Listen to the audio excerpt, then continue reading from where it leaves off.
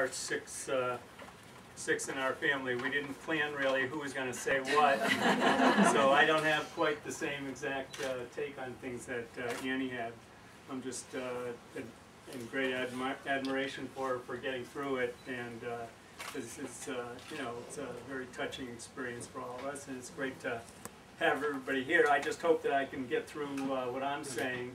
I typed it out, so I hope you'll put up with my reading something, but this way, if I can't get through it, then I'll just call my son, who is very articulate, and he'll read it to you. But anyway, I am overjoyed to see so many of my mom's friends and family together to honor and celebrate her life.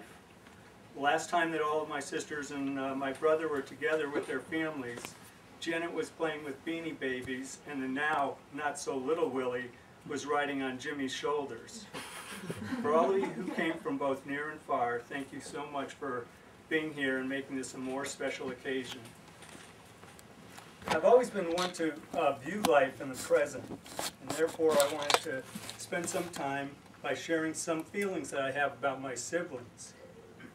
I must say that they're a very diverse group, despite our shared genetics, our shared mentors, and our shared experiences. I've always had great respect for my only older sibling. Barbara has always been my model of confidence and competence. In 4-H, we both learned about caring for sheep.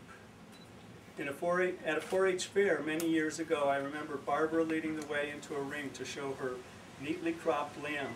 I followed closely, watching and mimicking her every move, but alas, I followed too closely and tripped over her foot and away ran my less mindful lamb. Soon thereafter, I abandoned the idea of trying to make sheep do things they aren't inclined to do, and focused instead on raising chickens, one of the few species that are actually dumber than sheep. Barbara has a remarkable sense of confidence and courage. She thinks nothing of leaving behind places of comfort and familiarity to wander into foreign lands and new adventures, even with infant children at hand. And yet she also is so strongly grounded in what's important in life. And I think of her as the woman Mary Poppins who feeds the birds. She's at peace with the world and nurturing all around her. She has the courage and determination to change the world, in a sense to care for those in need who are nearby. Annie Rachel, you can be grateful that I only have 5 siblings and I don't have to go on even longer than I'm going to go on. But Annie Rachel, you know, they're all dear, and I can't imagine life without every single one of them. Annie Rachel seemed to learn all her lessons of what not to do from Barbara. Where risk or danger lurks, Annie is far from sight. On the 4th of July, a number of years ago, most of us had gathered in Litchfield to partake in all that was wonderful in Litchfield. And as many of you know, Independence Day has always been a special day here. Anyway, there were sufficient children and grandchildren present to make plans under any circumstances complicated. Dinner is done, now it's off to the fireworks. Let's see, 11 grandchildren, 7 boys, 4 girls. These 3 want to be together, but those 2 can't be together. That car has enough room for 4, and that one has enough room for 5. Okay, let's go. But wait, there's only 2 child seats in that car. Only 1 in that car, none in the other one. By the time all the permissible combinations and permutations were reviewed, next year's fireworks would have been over. But Annie was adamant. Child safety is paramount. Rules and principles are not compromised. Somehow we all witnessed the sparkling lights and the booms that year. There's nothing that Annie wouldn't do for her children. How else can anybody explain someone as disciplined to go to most sporting events?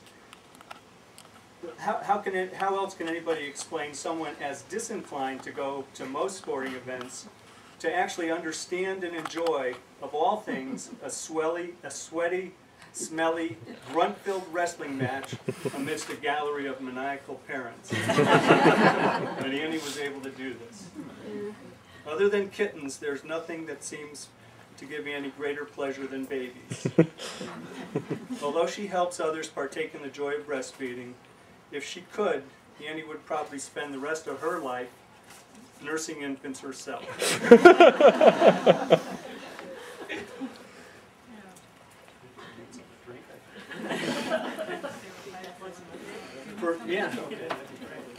For me, no other sibling compares with my only brother Jimmy when it comes to a descriptive challenge. Many of us could spend hours sharing interesting stories about Jimmy. We could spend years, probably. Please don't.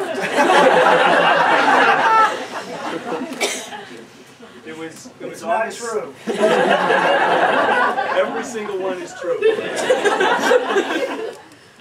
It was August 16th, 1969, when I returned from a 7-week visit to Japan.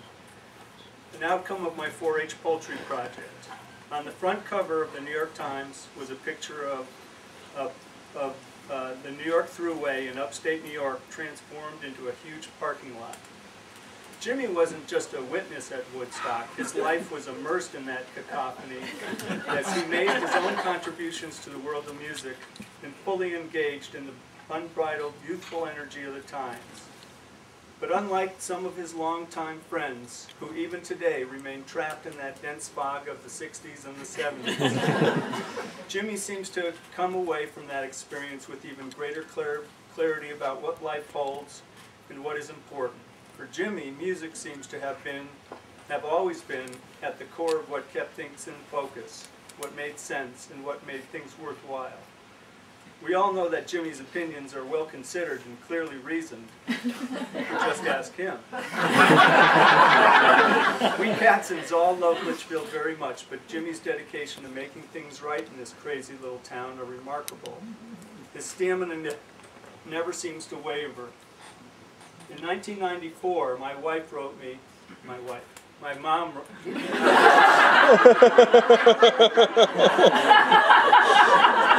I really did need that limiting. In 1994, my mom wrote, Jimmy has been involved in town government with a committee on bringing diversity and quality education to Connecticut public schools. Now, 15 years later, he is still fighting as chairman of the Board of Education. He may not have achieved all the things he wanted to get done, but I'm sure that the lives and thinking of all the other board members will be permanently altered by their debates with Jimmy. When we were young children, the 6 of us had a varied web of relationships with each other. At one point, or perhaps it was just Barbara and me, I can't remember who really made this decision, but we decided to simplify the pecking order. As the older and obviously wiser set, Barbara, Annie, and I became the parents, paired with Charlotte, Jimmy, and Louise, the babies. Louise was my baby. It quickly became apparent to me, and over my life it has become even more evident that Louise is the wiser of the 2 of us. She has incredible vision, both literally and figuratively. While I sometimes find it hard to see what's right in front of me, Louise could typically be depended on when we were little to find lost objects that were all but hidden from view. She's an organizer who sees how to get things done. I have particular admiration for her clinical skills, as she is typically able to focus on the important facets of what seems to be a confusing and disordered health matter. Louise's daily responsibilities relate to coagulation, an extraordinarily complex process that is influenced by